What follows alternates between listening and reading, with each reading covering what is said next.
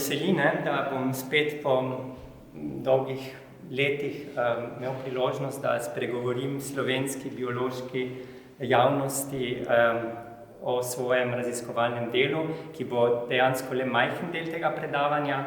Nekoliko se bom dotaknil tudi Darwina, v glavnem bom pa govoril o nekih bolj splošno znanih dejstvih, kar se tiče raznolikosti rastlin.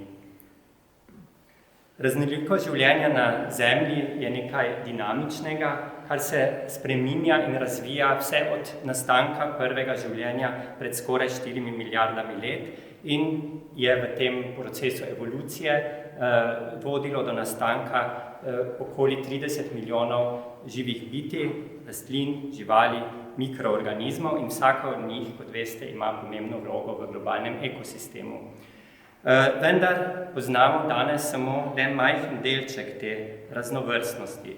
Če si bolj natančno pogledamo eukarionte in še zlasti rastline, potem ugotovimo, da je ta razmik oziroma razkorak med številom znanih vrst in številom opisanih vrst nekoliko manjši,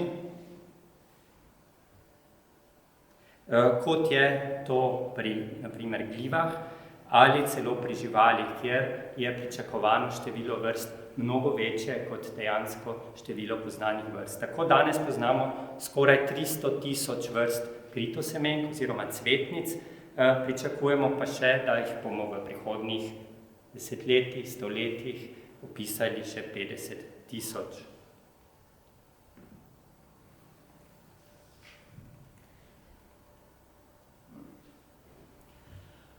Rastline so zelo ključnega pomena ne samo za človeka, ampak za celotno biosfero, saj, kot mnogi vemo, vnašajo energijo v to biosfero. V procesu fotosinteze, v kateri iz ogljikovega dioksida in vode s pomočjo sončne svetlobe proizvajajo sladkorje in jih tako naredijo na razpolago vsem drugim živim bitjem. Rastline so pomembne kot vir hrane za živali in tudi seveda za človeka in dejansko je vsak atom ogljika, ki se nahaja v našem telesu, prihaja neposredno ali posredno iz rastlin. Rastline so tudi vir energije, na primer, če se peljemo z avtom ali če ogrevamo stanovanje, pri tem uporabljamo fosilne rastline. In seveda, ko se oblačimo, ko živimo v stavbah ali ko uporabljamo nekatera zdravila, zdravilne rastline, potem tudi pridemo v stik z rastlinami. Skratka, rastline so izrednega pomena za človeka. Pomen rastlin je seveda tudi v kisiku, ki ga v procesu fotosinteze proizvajajo in ta shema prikazuje, kako je prišlo naprimer nekje pred 650 milijoni let do naraščanja kisika v atmosferi kot posledica naraščanja števila rastlin na svetu. In potem je prišlo nekje pred malo več kot 250 milijoni let do globalnega naraščanja kisika, ki je dosegel celo 35% in v tem času je prišlo tudi do velike diverzifikacije različnih živalskih rastlin in v tem času so na primer se razvile tudi orjaške žuželke in nekateri znanstveniki to povezujejo ravno s tem povišanjem koncentracije kisika v atmosferi. Sledilo je številčno izumiranje vrst, zmanjšanje biomase rastlin, ki je potem vodilo k upadu kisika, ki se je potem ustalilo na današnji ravni. Rastline pa seveda bistveno prispevajo k temu, kako naš svet izgleda, saj so gradniki vegetacije in vsak konec tako Slovenije kot tudi drugih delov sveta ima ravno zaradi rastlin nekoliko drugačno podobo in ta estetski vidik je tudi pomemben za človeka. Zlasti in tudi zaradi tega vsi tako radi zahajamo v naravo. Raznolikost življenja se je spreminjala v času in trajala je kar milijarda let od izvora Zemlje, da so se razvili prvi organizmi. Nekoliko kasneje je prišlo do pojava fotosinteze v prvih bakterijah, potem še milijarda let kasneje so se razvili prvi eukarioti in prve rastline so se pojavile nekako pred milijardo let in pol. Tista skupina rastlin, ki pa danes tako prevladuje v našem svetu, to so kritosemenke, so se pa razvile šele nekako pred 200 milijoni let. Ta časovna obdobja so nekoliko različna, od 180 do 250 milijonov let in temeljijo na pojavu fosilnih podatkov o teh rastlinah. Če pa pogledamo datirane filogenije, pa lahko ugotovimo, da so kritosemenke precej starejše. Torej, da so prve kritosemenke se odcepile od golosemen, ki so njihova sestrska skupina pred približno 350 milijoni let in skoraj 150 milijonov let je trajalo, da je prišlo do te diversifikacije, do radiacije kritosemenk. In ta radiacija kritosemenk, ki je uprizorjena na tej shemi, ki prikazuje to diskrepanco z diversifikacijo različnih, zelo starih golosemenskih linij, je bila tudi nekaj, o čem je razmišljal Darwin. Darwin je to radiacijo kritosemenk označil kot strašno skrivnost in je v svojem pismu Hookerju leta 1879 zapisal: Hiter razvoj vseh višjih rastlin v zadnjih geoloških obdobjih je, kolikor lahko sodimo, strašna skrivnost.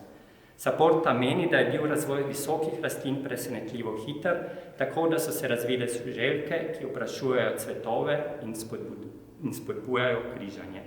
Torej, Darwin je večini ljudi poznan po teh galapaških ščinkavcih in njihovi radiaciji, vendar se je v svojem raziskovalnem delu ukvarjal tudi z rastlinami. In kot vidimo na tej sliki, Darwina kot otroka drži v rokah korito z rastlinami, s katerimi se potem tudi ukvarjal v povrnitvi se svojega dolgega potovanja z ladjo Beagle, ko je na svojem posestvu celo zgradil tudi rastlinjak, v katerem je gojil rastline iz različnih delov sveta in potem različni popotniki so mu prinašali nove vrste. Darwin tudi eksperimentiral z rastlinami, naprimer potapljal je semena v morsko vodo in ugotavlja, kako dolgo lahko preživijo, kako dolgo so potem lahko kaljiva, kajti bil je zagovornik tako imenovanega long distance dispersala, torej razširjanja rastlin in živali na dolge razdalje, torej naprimer tudi preko oceanov. In je zatem razlagal naprimer razširjenost sorodnih vrst oziroma sorodnih rodov na različnih kontinentih. Kajti pred tem je bilo splošno razširjeno mnenje, da v biogeografiji, da so obstajale kopenske povezave in da so po teh kopenskih poteh migrirale te rastline in živali. Skratka, ta radiacija kritosemenk pa je ostala za Darwina neka skrivnost, kajti menil je, da je evolucija nek premočrten proces, torej da ne prihaja do nekih skokovitih sprememb, kar pa seveda vemo danes, da ni res, da se določene skupine evoluirajo hitreje kot druge.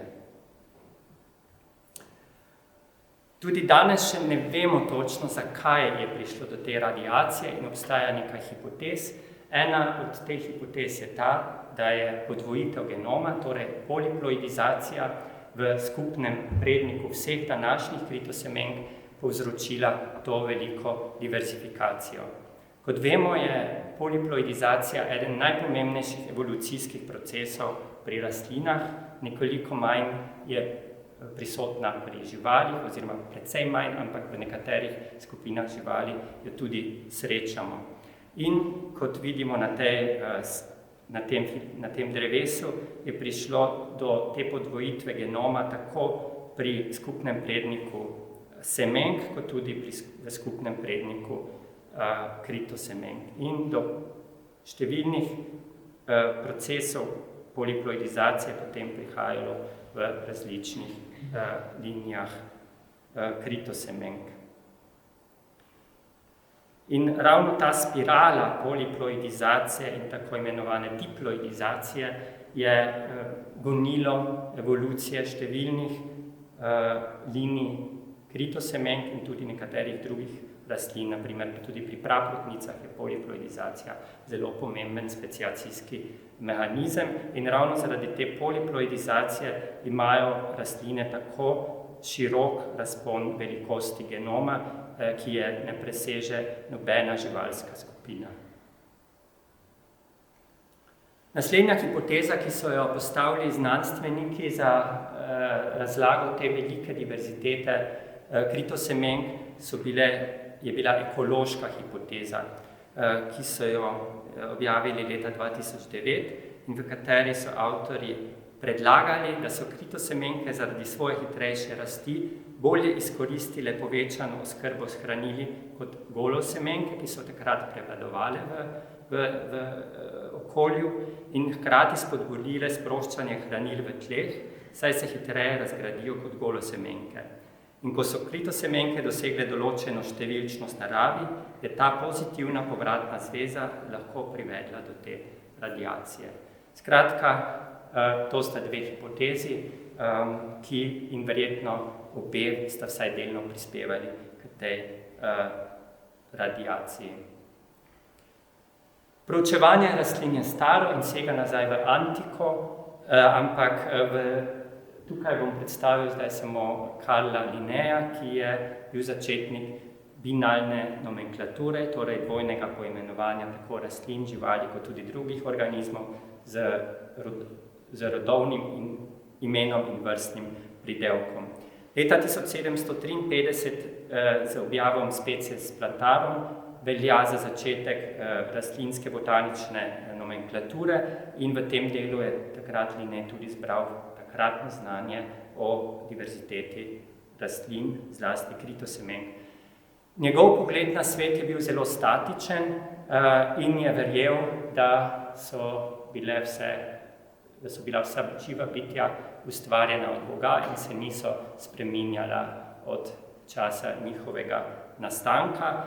In tudi njegov sistem klasifikacijski je bil zelo umeten, se pravi, ni temeljil na nekih sorodstvenih odnosih, ampak je klasificiral semenke glede na število prašnikov v razrede in na število karpelov v redove.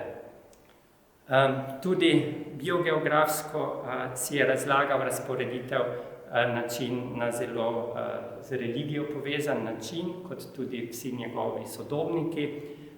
Verjel je, da so vse vrste nastale na Rajski gori blizu ekvatorja.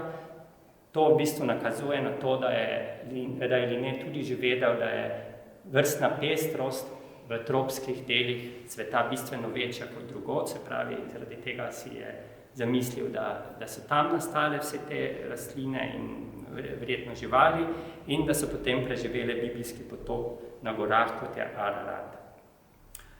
No, 100 let kasneje, v času Darwina, je ta miselnost, ki sem jo zdaj predstavil, še vedno prevladovala v družbi, tudi med naravoslovci.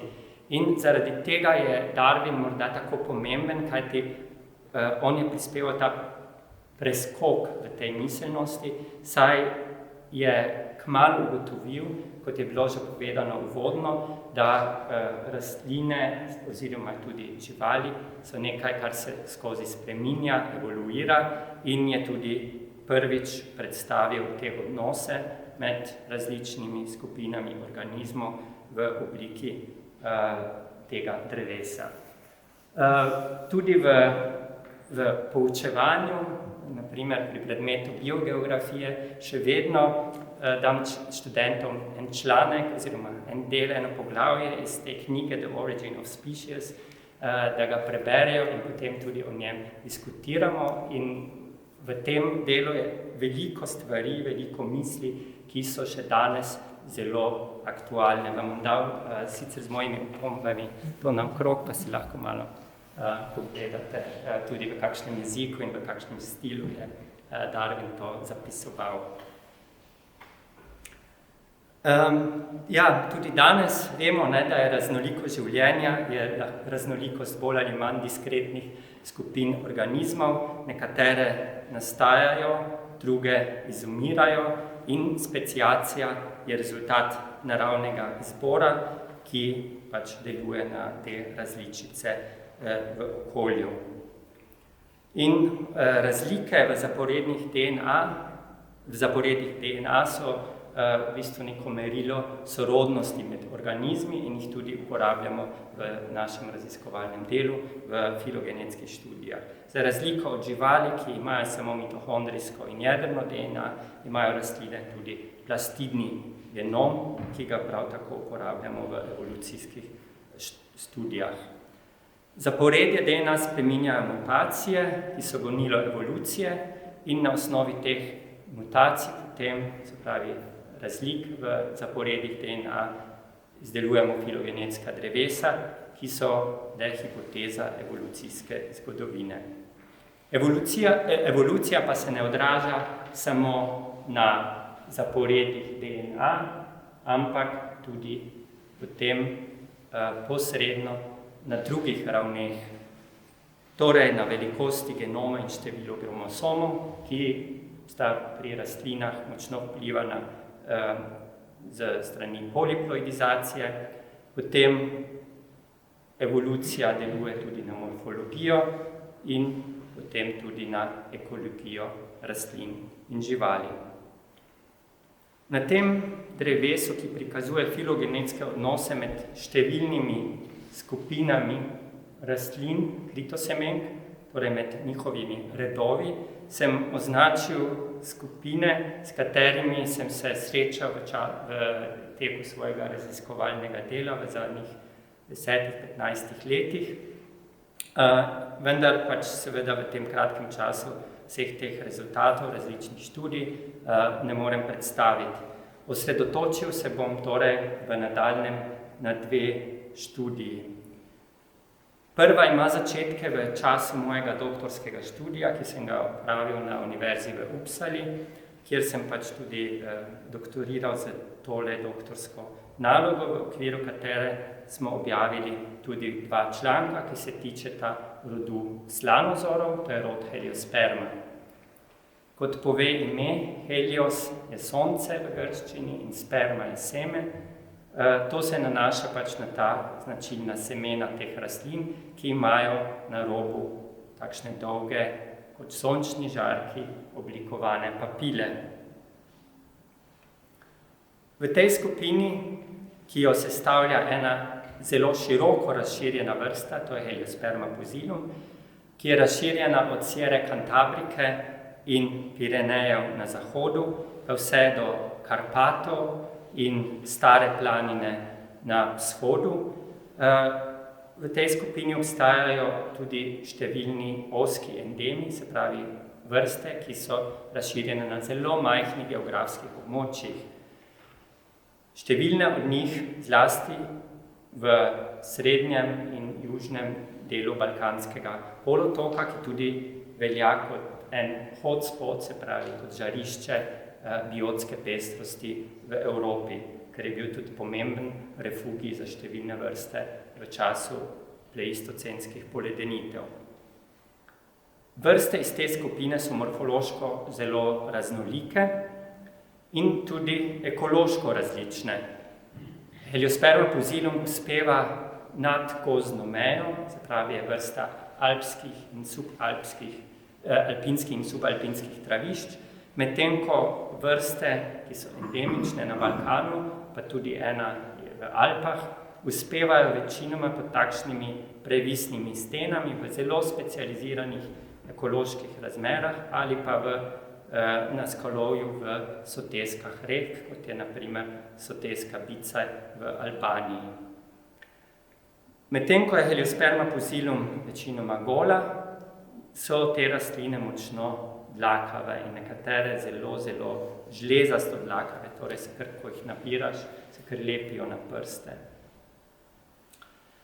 V Južnih Alpah obstajata dva taksona, torej ta široko razširjena Heliosperma pusillum in pa v tem delu jugovzhodnih Alp in pa severnega Balkanskega polotoka, to je zlasti Slovenija, del severo-vzhodne Italije in pa Avstrije, pa uspeva pod temi skalnimi previsi Heliosperma veselski, ki je močno dlakava. Vrsti se razlikujeta morfološko v številnih znakih, predvsem pa v vsej dlakavosti, in naše študije so pokazale, da so populacije Heliosperme pusillum morfološko bistveno bolj podobne med sabo, medtem ko se populacije Heliosperme veselski morfološko med sabo bolj razlikujejo.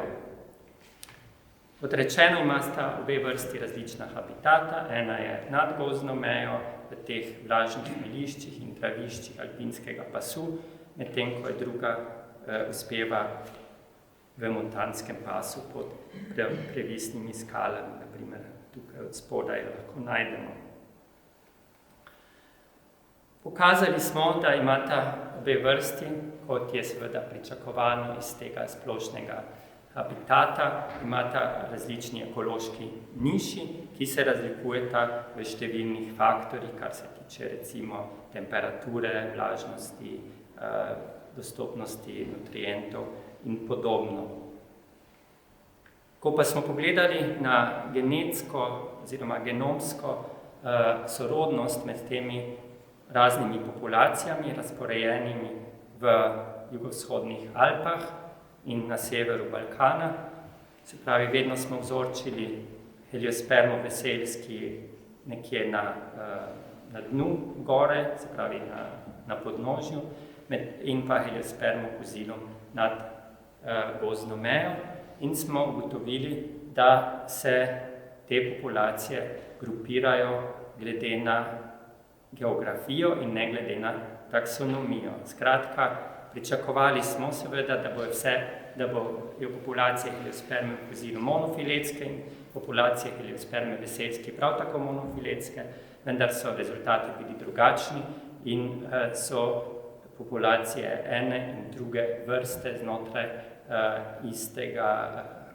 hriba oziroma iste gore bolj sorodne. Se pravi, je prišlo do večkratne konvergentne, paralelne evolucije enega morfološkega tipa iz drugega. Predvidevamo Heliosperme veselski iz Heliosperme pusillum. In če moramo narediti neke taksonomske zaključke, seveda potem ta Heliosperma veselski gotovo ne more biti ena sama vrsta, ker pač ni monofiletska, tako da raje govorimo o nekih ekotipih, kajti sicer bi morali vsako populacijo dejansko poimenovati kot svojo vrsto. V nadaljnjih študijah, ki so potekale zlasti na univerzi na Dunaju, tam je bila študentka Aglaja Sukala, ki je delala doktorsko nalogo z tem sistemom, so tudi proučevali ekspresijo genov in smo ugotovili, da med različnimi populacijskimi pari, da je zelo majhna podobnost v bodisi zmanjšani ali povečani ekspresiji znotraj Heliosperme veselski. Skratka, naši podatki so pokazali, da različne genske poti vodijo k podobnemu fenotipu. Skratka, različne ekspresije, različni procesi oblikujejo podoben fenotip. Skratka, evolucija tudi na tej ravni znotraj različnih populacij je zelo različna. Zdaj bom priklopil k drugi skupini, to so mlečki, Euphorbia, ki je, kot mnogi veste, moja najljubša skupina kritosemenk že iz časov diplome. To je tudi tretji največji rod, z več kot 2000 vrstami in z zelo veliko pestrostjo raznih življenjskih oblik, od dreves do preko trajnic, preko sukulentov do enoletnic. Ena sama skupina, oziroma ena sama evolucijska linija, to je podrod Ezula, je vrstno bogata v Evraziji, se pravi, v to skupino sodi večina vrst, ki jih najdemo tudi pri nas in s katerimi sem se ukvarjal že v svoji diplomski nalogi. V zadnji reviziji te skupine leta 2014 smo ta podrod razdelili na 21 sekcij na osnovi filogenetskih odnosov z DNA sekvenc. In v eno od teh sekcij, to je ta sekcija Pitiusa, sodi tudi skupina Euforbije barelieri, ki jo je Poldini takole opredelil. 4 bolj ali manj ozko endemne vrste, Euforbia saxatilis iz okolice Dunaja, potem Euforbia triflora in kerneri, obe rasteta tudi v Sloveniji.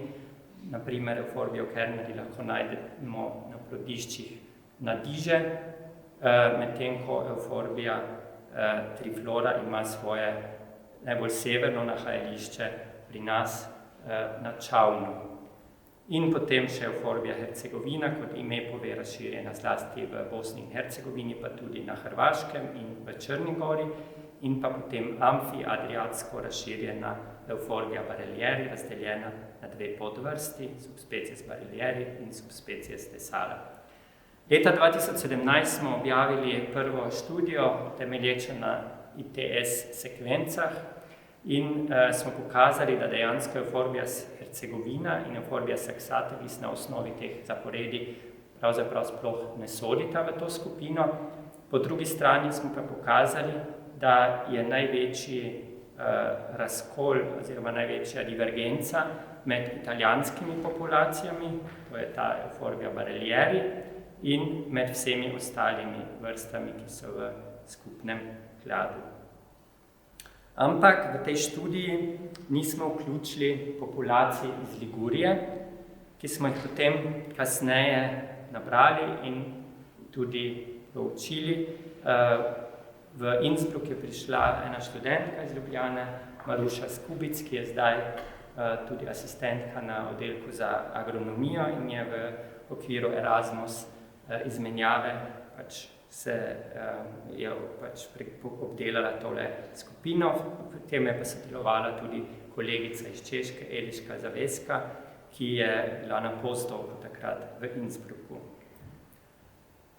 Najprej smo seveda, kot večinoma to vedno počnejo pri rastlinah, zmerili velikost genoma in smo takoj ugotovili, da imajo te populacije iz Ligurije precej večji genom, skratka bistveno večji kot naprimer ta Euforbia barelieri, za katero so jo avtori tudi obravnavali, in pa tudi kot nekatere druge vrste, ki so podobne in rastejo na tem območju. Prešteli smo tudi kromosome, ki so potrdili, da je ta vrsta tetraploid, medtem ko so druge vrste diploidi z 18 kromosomi. ITS sekvence so pokazale nekako vmesni položaj med skupino Euforbia barelieri in skupino gladkega mlečka, ki ga mogoče nekateri od vas tudi poznate, Euforbia nicensis, raste pri nas na kraških travnikih, cveti tam nekje julija. In plastidne sekvence so pokazale, da so te populacije iz Ligurije najbliže zahodno-mediteranskim populacijam Euforbia nicensis. Potem smo naredili bolj temeljite genomske analize z rad sequencing in že preliminarna analiza je pokazala spet to umestitev med ti dve skupini. Nato pa smo bolj natančno obdelali podatke in skušali ugotoviti, katere od vrst bi bili potencialni starši pri nastanku tega poliploida. Ne bom zdaj šel v detajle, ampak analize so potem pokazale, da je zelo verjetno ta Euphorbia barelieri iz Ligurije alotetraploid, torej je nastal kot posledica križanja dveh vrst, in sicer Euphorbia barelieri in te zahodno-mediteranske Euphorbie nicensis.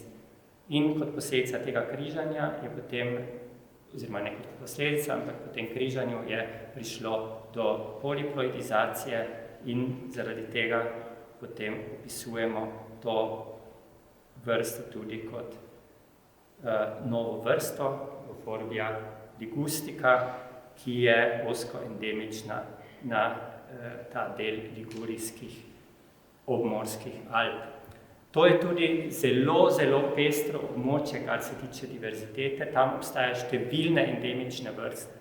Torej, to je samo ena od teh endemičnih vrst, kajti te morske Alpe in ligurijske Alpe so bile tudi zelo pomembni refugi, predvsem za alpsko floro v času ledenodobnih poledenitev. Kot je bilo pričakovano, so morfološke analize pokazale veliko podobnost vrsti Euphorbia barelieri, saj so jo tudi znanstveniki kot takšno vedno obravnavali, ampak potem bolj natančne analize so pokazali tudi razdvajanje v nekaterih zlasti kvantitativnih morfoloških znakih. To je samo ena v množici, oziroma množici je mogoče malo pretirano, ampak v skupini vrst, ki smo jih opisali v rodu mlečkov v zadnjih nekaj letih.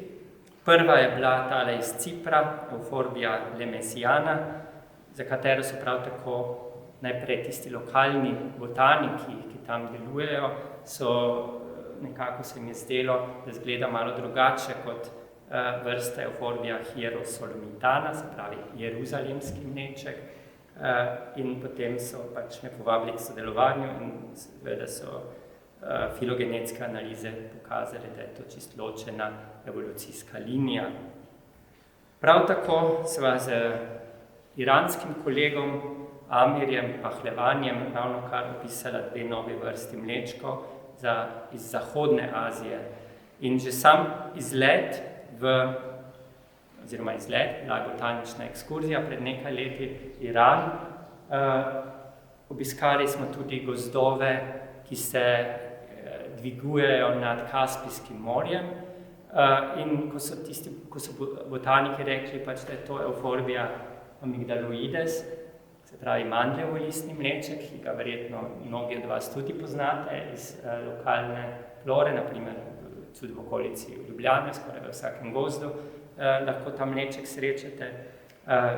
Sem nekako mislil, da to pač ne more biti ta vrsta, kajti, kot vidite tukaj, tvori takšne preproge v gozdu. Skratka, ta vrsta se razširja z podzemnimi pritlikami, s živicami, s stoloni, gre torej za klonalno rast, ki pa je pri mandljevo-listnem mlečku ne poznamo.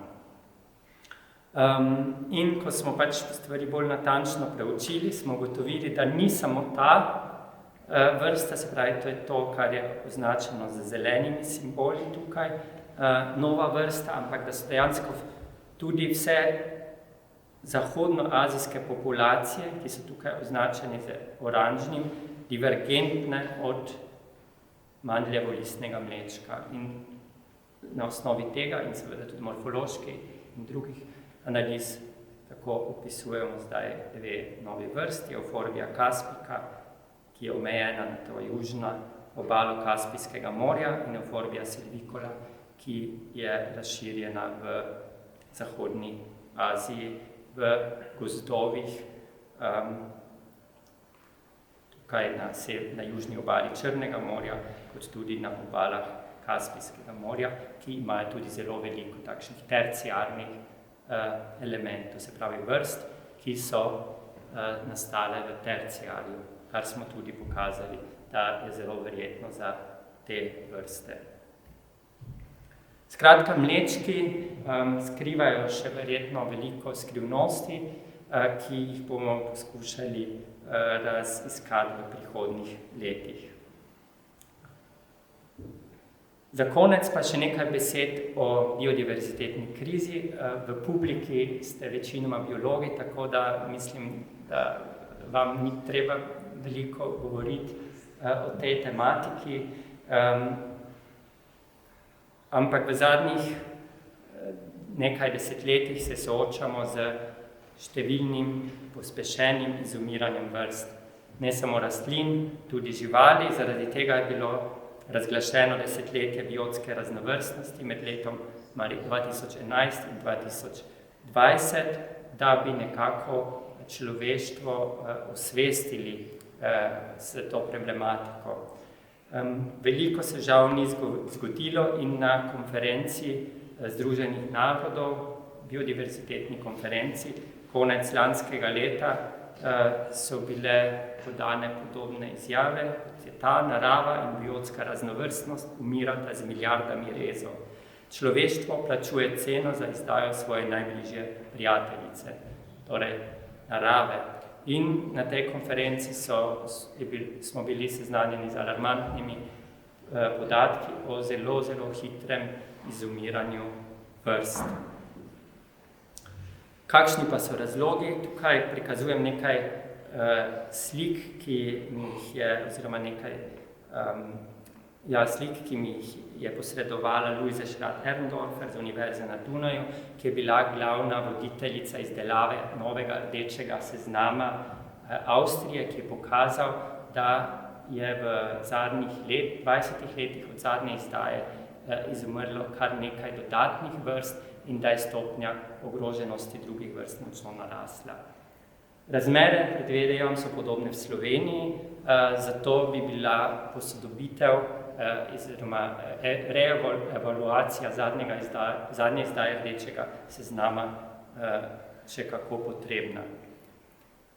Glavni negativni učinki, ki vplivajo na raznolikost vrst, to so slike iz Avstrije, v Sloveniji ni bistveno drugače, je seveda intenziviranje kmetijstva.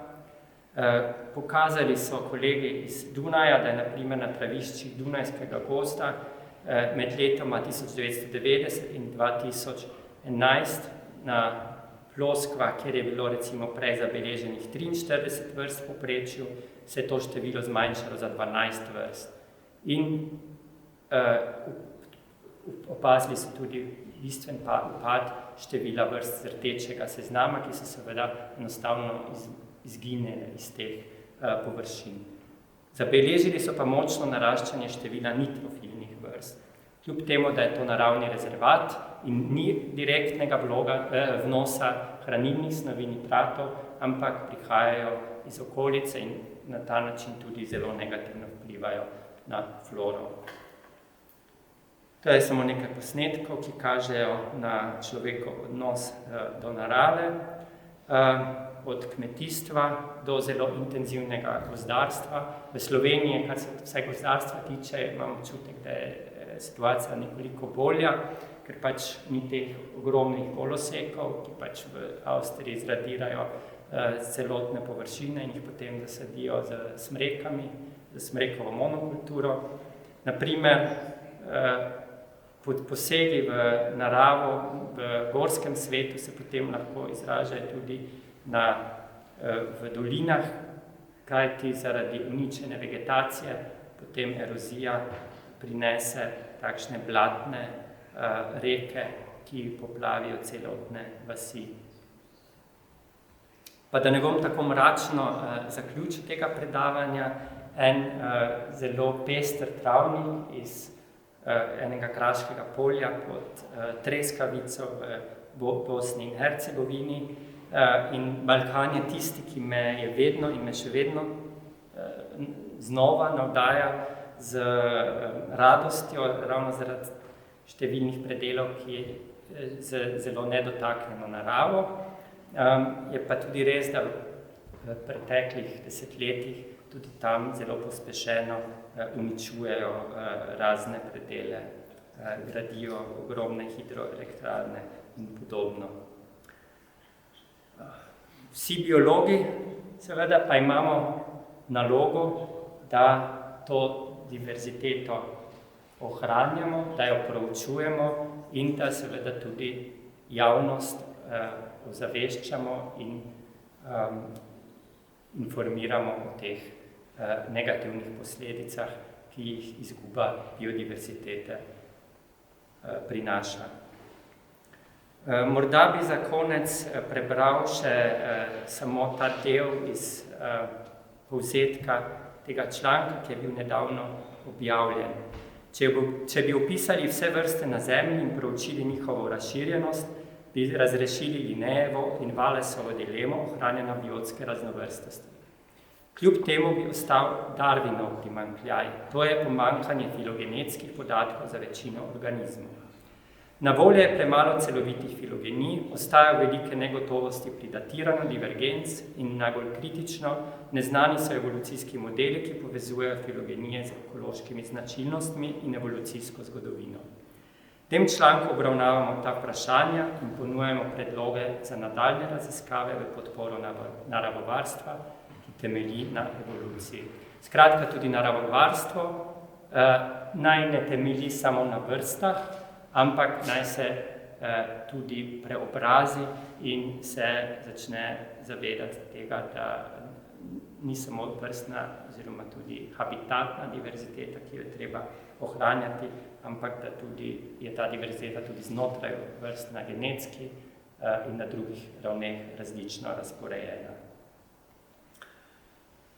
To, kar sem zdaj predstavil, oziroma ti dve kratki raziskavi, sta del mojega raziskovalnega dela, ki pa je podobno kot je pestrost narave, tudi povezano z zelo pestro in široko množico kolegov, kolegic, sodelavcev, bivših, sedanjih, iz različnih koncev, zlasti Evrope, pa tudi Azije, ki so tudi pomembno prispevali k diskusijam in tudi k temu, da so vse te raziskave ugledale luč sveta. Za konec bi se zahvalil tudi vsem financerjem, ki pač te študije podpirajo, in se vam tudi zahvalil za pozornost in če imate kakšne vprašanja, bom z veseljem odgovoril. Upam. Hvala.